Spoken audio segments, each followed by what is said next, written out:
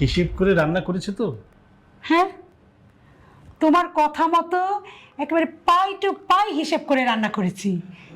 যেখানে 4 চামচ তেল দেওয়ার কথা সেখানে অর্ধেক চামচ তেল দিয়েছি, যেখানে 4টা পেঁয়াজ দেওয়ার কথা সেখানে 1টা পেঁয়াজ দিয়েছি। ভালো করেছি না? তোমার মতো এরকম কিপটা মানুষের সংসারে এসে আমি এইভাবে রান্না করছি, নয়তো আমি বাবার জন্য আমি এইভাবে রান্না করিনি। এই তো আমার রাজকন্যা চলে এসেছে। মা, স্কুলে আসা যাওয়ার পথে কোনো সমস্যা হয়নি তো? আরে না না বাবা, তুমি যে কি বলো না, আমার কেন কোনো অসুবিধা হবে?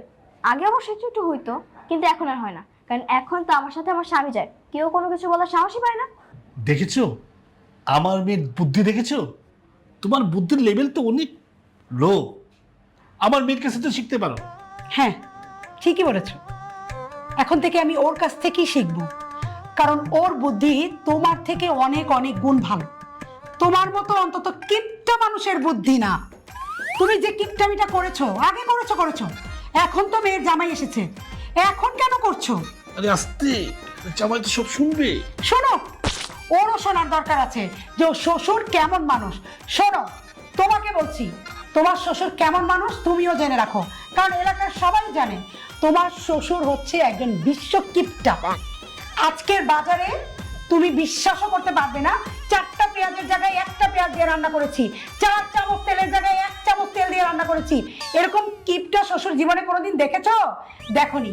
তোমার জানতে হবে তো, কারণ তুমি এ বাড়িতে থাকবা, এ বাড়ি থেকে শিখতে হবে না কিভাবে কিপটামি করে বউকে চালাতে হয়। না মানে ঠিক আছে তো, মানে আমি কইতে চাইছিলাম বাবা যেভাবে হিসাব করে চলাফেরা করে এটা তো দরকার আছে। মানে হিসাব করে চলাফেরা না করলে তো সমস্যা ভবিষ্যৎ, তাই না? এখন যদি আমরা টাকা পয়সা কিছু সঞ্চয় করতে পারি বা কিছু টাকা পয়সা আমাদের খরচ কম হয়, তাহলে তো আমাকে এই সংসারের জন্য ভালো, এই পরিবারটার জন্য ভালো না? আমার কাছে মনে হয় বাবা যেটা করতেছে ভালো করতেছে। দেখেছো আমার জামাই আমার ভাষাটা বুঝতে পেরেছে। এখন যাও টেবিলে খাবার লাগাও।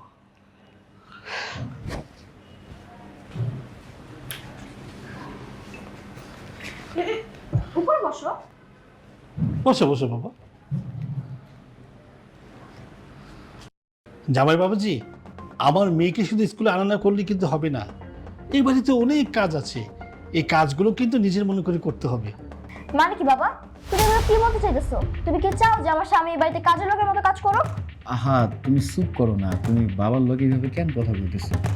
বাবা তো ঠিক কথা কইছে, এটা তো আমাকে সংসার, আর নিজের সংসারের কাজকর্ম যদি আমরা নিজেরাই করতে পারি এখানে সমস্যার তো কোনো কিছু নাই, বরং এটা আরো ভালো।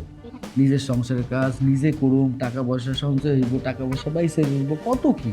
তা আমাকে ভবিষ্যতের লেগে ভালো না? তুমি আমারে কও।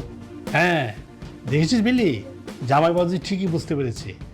আরে জামাই বাবাজি শোনো, আরে এই সংসার তো সব তোমারই, 2 টাকা বাঁচতে তো তোমারই সব থেকে যাবে। আমি আর কদিন আছি বলো? বাবা, তোমার সাথে আমার অনেক কথা আছে, আস্তে আস্তে বলবো। এখন যাও, গিয়ে এই রেডি হয়ে আসো। হ্যাঁ, আজকে আবার তোমার শাশুড়ি রুই মাছের মাথা দিয়ে বুড়িগন্ড রান্না করেছে। আজকে সবাই আমরা একসাথে খাওয়া দাওয়া করবো, কেমন? আচ্ছা, ঠিক আছে। চলো।